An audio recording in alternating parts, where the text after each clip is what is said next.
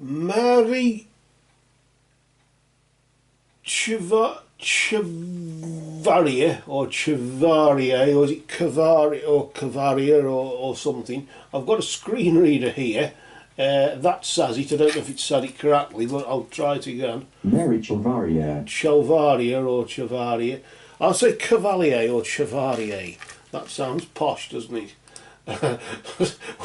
we'll just call you Mary, I think. Just now we know what's going on in the 100% free psychic readings group on Facebook. Just got a few issues there, as mentioned, what they are there, and we're going to just see what this is all about as we just shuffle the tarot there, the Crow's Magic Tarot, to see what guidance Crow can bring, I suppose, on this situation. I'll just shuffle. We just ask for the truth on behalf of Mary Chavarria concerning that which is significant, what's going on right now, what she mentioned there, and I ask for guidance and insight in the name of truth, right conduct, peace, love and non-violence.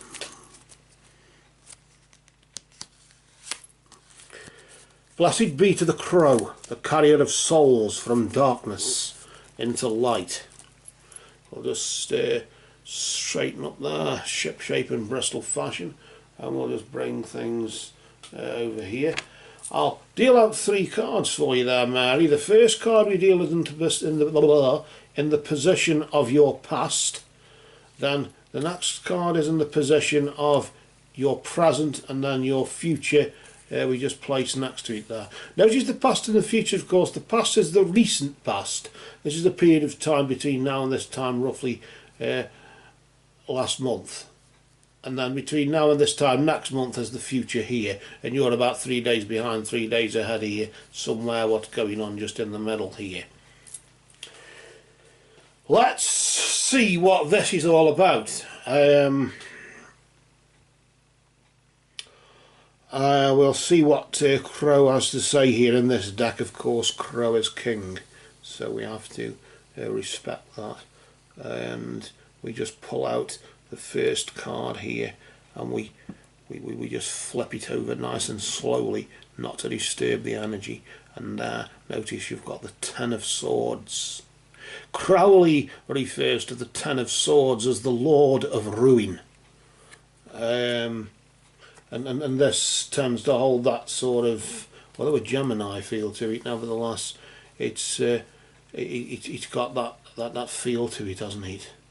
Very dark, black and clouded energy. The crow there flying into it, through it, the crow carrying you through it, and has carried you through it, because it's the past. We talk in past tense, don't we? In the sense, yes, ruin has befallen you, no doubt, and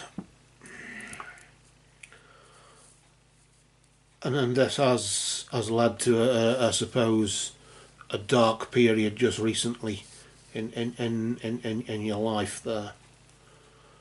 I don't know what's happened. If I was to say tragedy or crisis had struck, I wouldn't be surprised if you agreed with that. Certainly, swords is the element of air, which is creative and transmissive powers related to the numbers 2 and 3. And of course the 10 is the physical vehicle, which is earth. You could say the physical vehicle of creative and transmissive powers. It could be perceived as the culmination of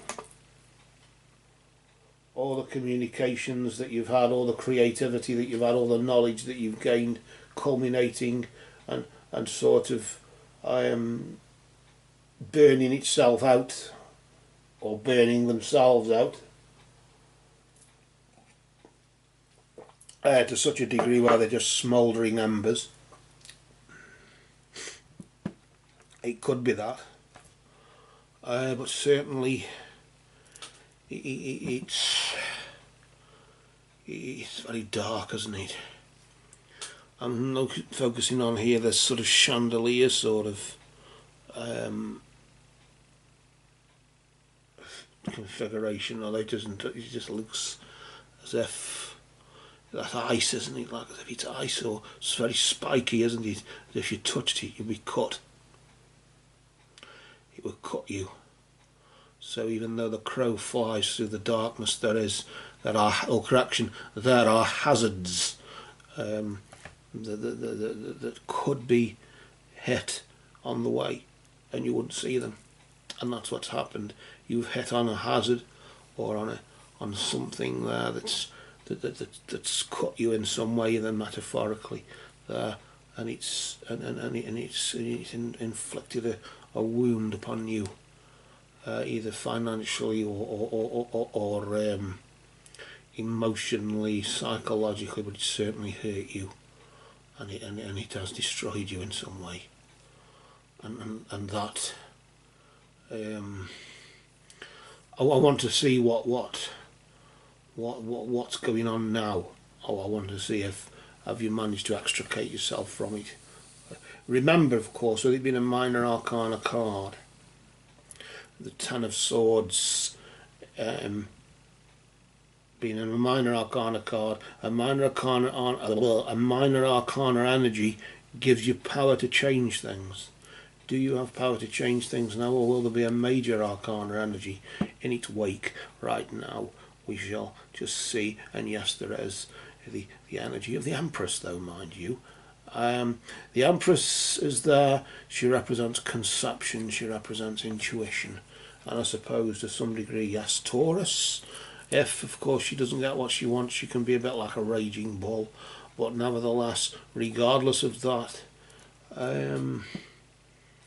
notice there the jaguar, symbolising that ability to reclaim what is lost. And maybe this is what it's all about. You want back what you lost. Something was taken and you want it back. Of course, you're going to lose things in several ways. It can be taken, as I've said, or you can just mislay it, or you can just go missing. Of course, nothing just goes missing, does it? But I do sense as though something was taken and you feel you have a right to it back. And is that what was taken throughout that ruinous period, throughout that black, clouded period when a dark black cloud is hanging over you over the past 3 or 4 weeks or so? Usually the past and the future here in this particular case is roughly however long it takes the moon to do one cycle around the earth, often referred to as a moonth. And that's a month between now and this last month, and then between now and the next month we can draw the next card to see what energy there is in its wake, and potentially around the corner. If positive, of course, beware of complacency, but if negative, it can be positive, because it can indicate that forewarned is forearmed, but you're aiming to reclaim something that you lost, and this is what it's about. Notice there the crow goes through the darkness, but of course into the light of the sunrise there. The sunrises, maybe tomorrow's sunrise or today's sunrise even was the beginning of the rest of your life. And the crow has carried you through it, and you've just reached the other end, and you just don't know it yet, but it's you do want to get back something. Something was taken. Either your zest for life, or the fact that you've had trouble with your children, and of course, I suppose they can be challenging, can't they, when you're bringing up kids or anything like that. But either that, maybe that zest for freedom has been taken away because of it. I sort of get that. That's easier said than done to say, well, just go on a vacation, because your problems will still be there. You'll just run away from them until you come back, and they'll still be there waiting for you when you get back. What does wait for you though between now and within the next month? What happens throughout that time? We'll get this card here, and we'll now reveal it slowly, not to disturb its energy, just nice and steadily there. Notice we have the crow in the background there. Crow is king, carrying you through even into the future, and the king of coins, or the king of discs, or the knight of discs as Crowley calls it.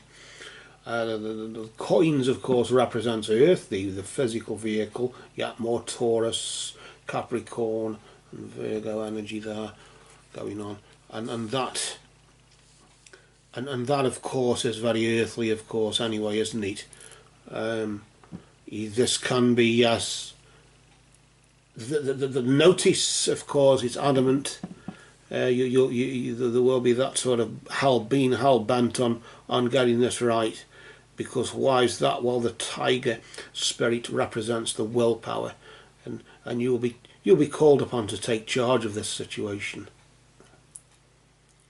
You'll be called upon to take charge of the situation, and you must understand thou thine own will, love and let love, rejoice in every shape of love, and get thy rapture and thy nourishment thereof. That's the Empress. There is it, the High Priestess? I can't remember. The Empress, I think. But either way, that is, I suppose, a general rule for what's going on here. That you must die daily in that sense, but understand thine own will, and once you understand your will and what it is, then you can move on. The tiger spirit, tiger brother, tiger sister in your case maybe, she can notice the tiger. Notice we've got four-legged ones here, with the jaguar right now, and then the tiger. In the immediate future, the four-legged spirit represents protection, because they walk the earth. Maybe empowerment if it's the Black Panther, of course. But notice the bird people there. The crow is there. Crow is king throughout what's been going on and what's happening now there as the sun rises, and as even the sun sets, maybe in the immediate future there, up on this calamitous period. Nevertheless, crow is king there, guiding you, because crow is the bird people. The bird people carry the messages from the heavens to the earth and guide, don't they? And that is really the nip and tuck of it. But whatever's been going on, you're having to use your intuition now and try to understand it now. And that's what the conception is, to conceive what's going on, so you can understand the situation. More protection there as well, with the deer representing the pathfinder within you, representing the protection that comes from following your instinct, as well as that ability to, or that attempt to reclaim the energy that the crow brings is the protection through reclaiming what is yours, so you can use that and carry it through to aid you in taking charge of the situation, as the crow carries you from that darkness through into a new morning, to tell the following sunset of the rest of your life. But for now, just for now, we shall cast a shadow upon this. Maybe until next time. These cards have spoken.